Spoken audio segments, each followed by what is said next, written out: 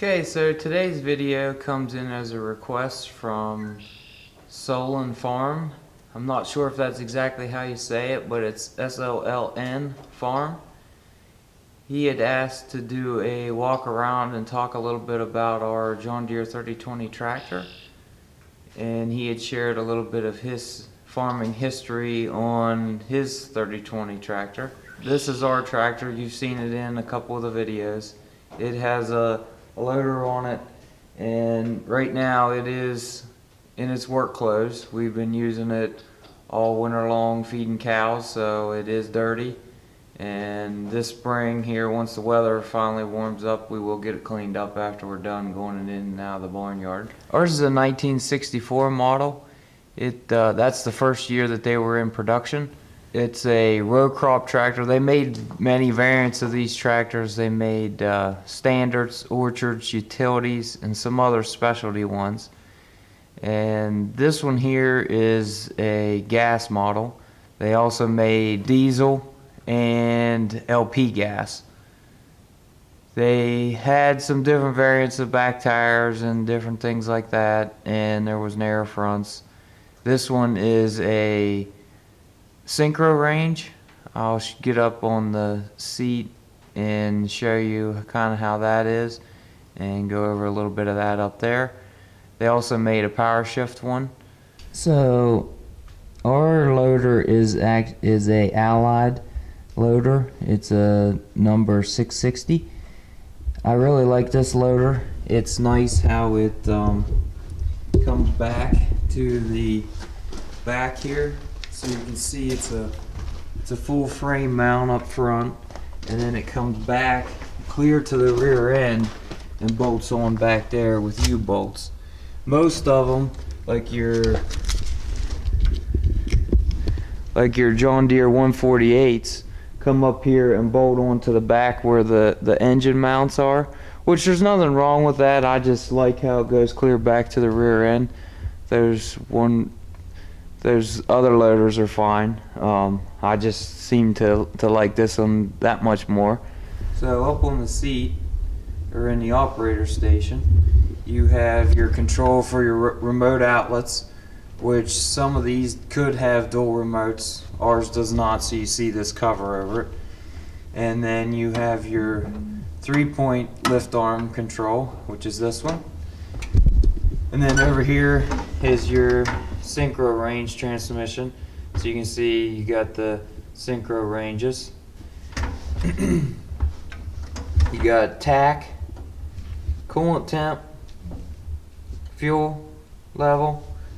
That's a battery generator light, and then an oil pressure light. So that's pretty much all there is to the dash. And then on down,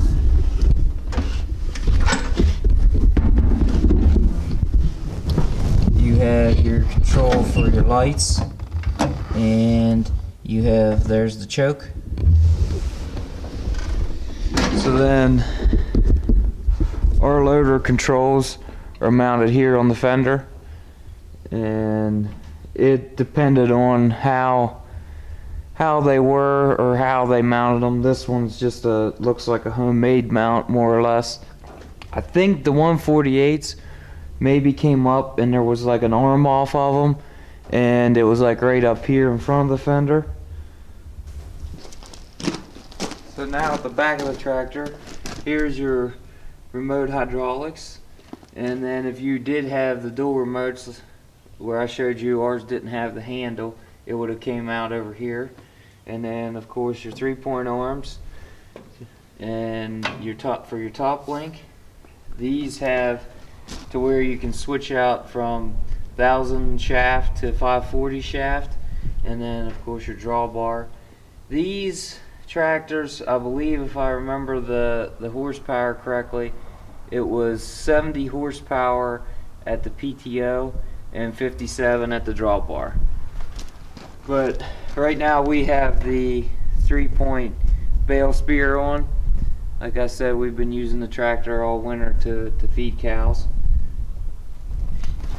There's the front of the tractor with the loader, and we got a spear mounted on the front.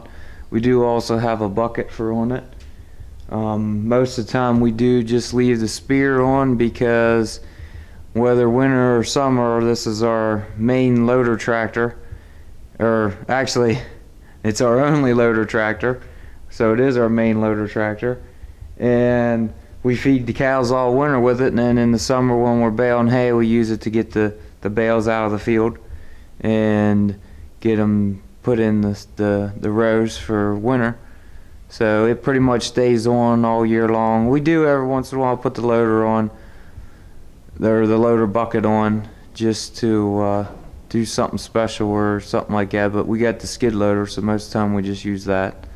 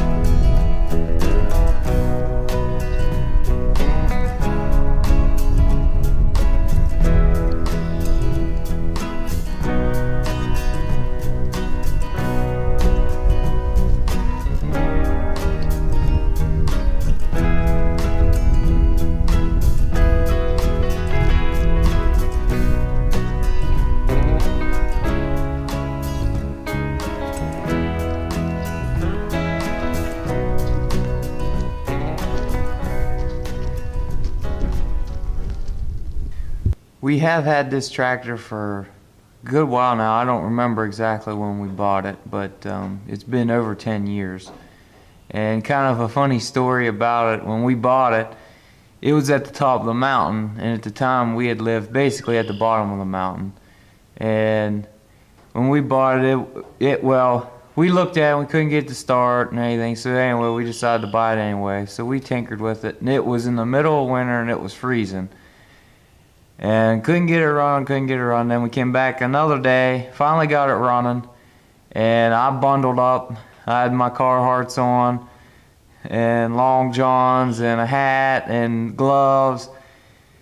And the tractor definitely wasn't running right. It had carburetor issues. It was running really rich, and just all kinds of stuff. It had been setting for a long time, just mostly needed tuned up and everything, but I was a little leery on it because you're coming down off the mountain. It's like a 13% grade.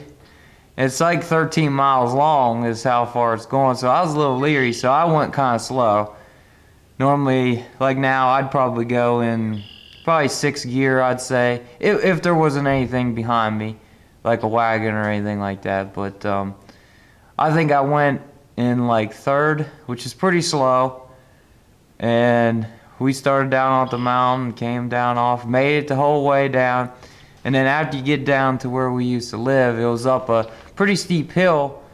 I don't know, it was probably maybe a 1/4 mile long hill, and we had dumped gas in before we left. We put like 10 gallons in, and it looked like it was going to be plenty. Well, until I got there, I started up that hill and ran out of gas. Well, if any of you have ever ran these tractors before, when they're not running, the power steering and the steering just isn't, you don't hardly have any steering. It will steer, but not like not normal, and definitely not easy. And it's like it takes a lot more turns before it actually turns. And then the brakes also, when you don't have the power brakes. So there I am halfway up this hill, and it's a steep hill, ran out of gas.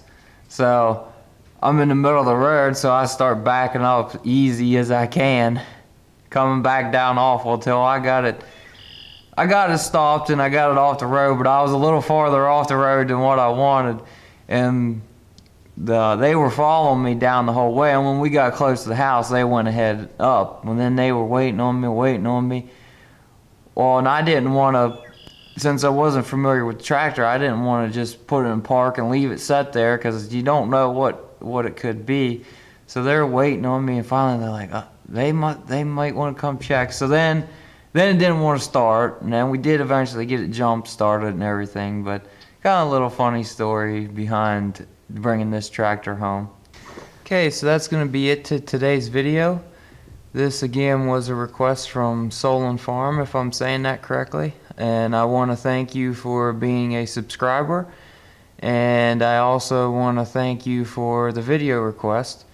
So if anyone else has any video requests or something they'd like to see more, I'll gladly make videos of them. So just leave me something in the comments on one of the videos, and or send me a message. But that's gonna be it to this video, so I thank you for watching, and I'll see you next time.